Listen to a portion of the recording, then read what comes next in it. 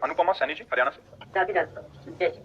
राधे राधे। आदरणीय गुरु जी, आपके चरणों में कोटि कोटि प्रणाम। महाराज जी, मेरा सवाल यह है कि भक्ति मार्ग पर चलते हुए जब इंसान को कुछ अनुभूतियां होती हैं तो मन कंफ्यूज हो जाता है कि ये क्या हो रहा है। वो अनुभूति क्या, इसमें कंफ्यूज बना यही तो समझ ठीक नहीं है। अनुभूति और संशय, कंफ्यूज का मतलब संशय तो होता है ना, कुछ नया होता है ना, इनका ऐसा भाव है कुछ नया होता तो क्या हो गया। नहीं, कंफ्यूज शब्द नहीं होता, आश्चर्य आश्चर्य होता है, कंफ्यूज नहीं। कंफ्यूज तो मतलब संशयात्मा विनश्यति, वो परमार्थ का प्रतीक नहीं होता।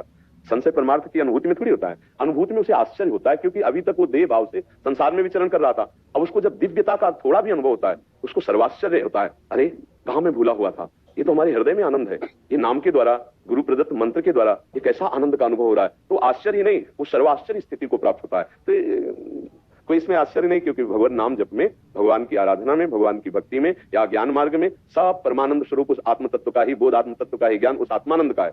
ये जो शरीरानंद विषयानंद भोगों में है, तो ये दुर्गति का कारण है। चाहे सांख्य योग से चले, चाहे ज्ञान योग से चले, चाहे भक्ति योग से चले, चाहे कर्म योग से, चाहे अष्टांग योग से, सबका पहला एक लक्षण है, संसार का चिंतन छूटे और सत्य का चिंतन हो। उसे योगी जन परमात्मा कहते हैं, ज्ञानी जन ब्रह्म कहते हैं, भक्त जन भगवान कहते हैं, प्रेमी जन लाड़िले कहते हैं। किसी भी भाव से उस परमात्मा तत्व सत्य का चिंतन होने लगे तो सर्वाश्चर्य में आनंद की प्राप्ति होती है। भोगों में, पदों में, रुपया में, नाना प्रकार के सांसारिक जो व्यवहार है, इनमें जो हर्ष होता है, आनंद नहीं, इसमें जो हर्ष होता है वो द्वंद के अंतर्गत है, वो शोक पैदा करेगा। मिलने में हर्ष, बिछुड़ने में शोक, मान अपमान, सुख दुख, लाभ हानि, जन्म मृत्यु आदि द्वंद, ये संसार के भोगों को भोगने से प्राप्त होते हैं। वो धन्य हैं जो अपनी चित्त वृत्ति को भोगों में ना फंसा करके भगवान में लगाए हुए हैं और शरीर से धर्म पूर्वक भोगों का सेवन कर रहे हैं, लेकिन चित्त वृत्ति भोगों में नहीं है, चित्त वृत्ति भगवान में है। तो उनको तो सर्वाश्चर्य में आनंद की अनुभूति होती है, पर हमें लगता है कि अभी सर्वाश्चर्य में आनंद की अनुभूति नहीं हुई है, क्योंकि वो आनंद एक बार जिसके अनुभव में आता है फिर शब्द बदल जाते हैं। कौन रस बाढ़ो जहां बोली बोई भारी, अनुभव में भजे जी संता, मुंह का स्वादनवत, अनिर्वचनीयम, इन शब्दों से बोला गया अनिर्वचनीयम, वो बोलने लायक नहीं है, वाणी की सामर्थ्य नहीं कि बोल सके। जिन देखा तिन बोला नहीं, जिन बोला तिन देखा नहीं, अर्थात जिस नेत्र ने देखा रूप को तो वाणी ने देखा नहीं, वो बोल रही है। अब नेत्र के वाणी होती तो वर्णन करने में समर्थ हो, क्योंकि वो देख रही है। अगर वाणी के नेत्र होते तो वो वर्णन करने में समर्थ होती। तो जो यहां अनुभव हो रहा है वो ये बोल ही नहीं सकती है।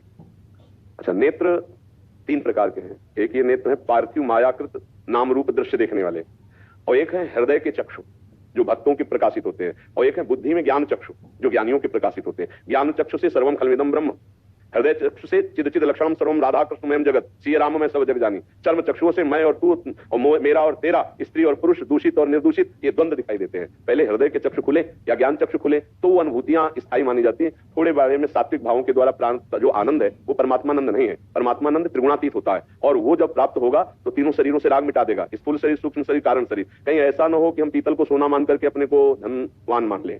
जौहरी के सामने जाओगे तो पीतल ही का दाम होगा, सोने का नहीं। पीतल सोने जैसा भ्रम पैदा कर सकता है। ऐसे ही विषयानंद भी सब अनुकूल, प्रणाम नमस्कार, रुपया पैसा सब, तो वो अनुभूति मिथ्या है। अनुकूलता और प्रतिकूलता दोनों से जो परे अनुभूति होती है उसे समतुलता कहते हैं, वो समता भगवत कृपा से होती है। कहीं ऐसा न हो कि विषयानंद को, अनुकूलता को, मनमानी वस्तु की जो सोचा वो हो गया तो हम आश्चर्य माने, ये कोई खास बात नहीं है। भगवदानंद जो काम विजयी, क्रोध विजयी, लोभ विजयी, मोह विजयी, मद विजयी, मत्सर विजयी बनाता है, वो आश्चर्य में है। जिज्ञासा वर्मा जी, भोपाल से। राधा वल्लभ श्री महाराज जी, श्री जी के प्रति परिवार के हर सदस्य का भाव अलग अलग हो तो भी क्या एक ही छवि या विग्रह की पूजा कर सकते हैं? जैसे मेरी बेटी उन्हें सखी मानती है, मैं उन्हें माता मान के रूप करते हैं तो कर सकती। तुम्हें माता च पिता तुम्हें हो, तुम्हें बंधुश्च सखा तुम्हें हो, तुम्हें विद्या द्रविणं तुम्हें सर्वम मम देव देव, तो उसमें कोई परेशानी नहीं। लेकिन मेरी बेटी की सखी जब वो कहलाती है तो मुझे लगता है कि वो मेरी बेटी जैसी लगने लगती है फिर मुझे। वो उसका भाव, आपने भाव में थोड़ी बिगाड़ होना चाहिए। दशरथ जी के पुत्र राम जी, लेकिन हनुमान जी के स्वामी राम जी, तुलसीदास जी के स्वामी राम जी, और गान वो सब कुछ कर रहे हैं। दशरथ जी के भी भाव का गान कर रहे हैं, कौशल्या जी के भी भाव का गान कर रहे हैं, लेकिन दासत्व में थोड़ी कोई कमी आ रही। आपके भाव में कमी है, आप अपने भाव को सुधार। मेरी स्वामिनी तो मेरी स्वामिनी, अब उसे कोई बहन मान ले, मान लो कि किशोरी जी हमारी बहन है। स्वामिनी जी तो सबके भाव की है ना। अब कोई किशोरी जी को कह रहा है कि जगदात्मा जगदम्बा है, माँ है, तो उसका भाव है। अब हमारे सामने कोई कहे किशोरी जी माँ है, तो हमें तो आश्चर्य होगा, मेरी स्वामिनी नो किशोरी माँ कैसे हो सकती है? लेकिन उसका भाव है, मेरे लिए नहीं स्वीकृत होगा, आपके लिए स्वीकृत हो जाएगा, क्योंकि आप जिस भाव से, प्रभु को जिस भाव से भजा जाता है, प्रभु वैसा ही अनुभव कराते हैं। तो अब हमारे जैसे अन्य जन और वो अन्य भाव से करे तो मुझे स्वीकृत थोड़ी होगा उनका भाव, लेकिन श्री जी को स्वीकृत हो जाएगा। तो श्री जी से भाव करें, मुझे थोड़ी देखना है। अच्छा, अपना भाव एक व्यवहार का है। जैसे पति पत्नी एक ही गुरु से दीक्षित हुए, अगर कोई दूसरा गुरु से दीक्षित होता है तो उसे गुरु भाई या गुरु बहन कहते हैं ना। लेकिन जब पति पत्नी दीक्षित होते हैं तो व्यवहार का संबंध पति पत्नी, परमार्थ का संबंध दोनों एक ही आराध्य देव के उपासक, उसमें व्यवहार में नहीं चलेगा। नहीं तो फिर दोष उपस्थित हो जाएगा, फिर दोष उपस्थित हो जाएगा। अच्छा, उसी को जब हम व्यवहार में देखते हैं, बोले आप हमारे गुरु जी से दीक्षित, आप हमारी गुरु बहन है ना, भाव आ जाएगा ना, तो गुरु से पति पत्नी दोनों दीक्षित है, लेकिन वहां गुरु बहन का भाव नहीं आएगा। हम परमार्थ में दोनों एक हैं, व्यवहार में हम पति पत्नी है। ऐसे लाखों असंख्यों भक्त हैं जो अपने गुरु से पति पत्नी दोनों दीक्षित हैं, है ना, फिर दोष आ जाएगा ना। क्योंकि अब जैसे आप हमारी गुरु बहन है, आप हमारे गुरु भाई हैं, भाव ये आता ना, तो पत्नी कौन है? बोले आप फिर तो बड़ा गड़बड़ हो गया, आप गुरु बहन मान लिया तो कैसे चलेगा? नहीं, ये व्यवहार है शरीर धर्म का, और ये परम धर्म का व्यवहार है। परम धर्म में हम दोनों भगवान के निज जन हैं।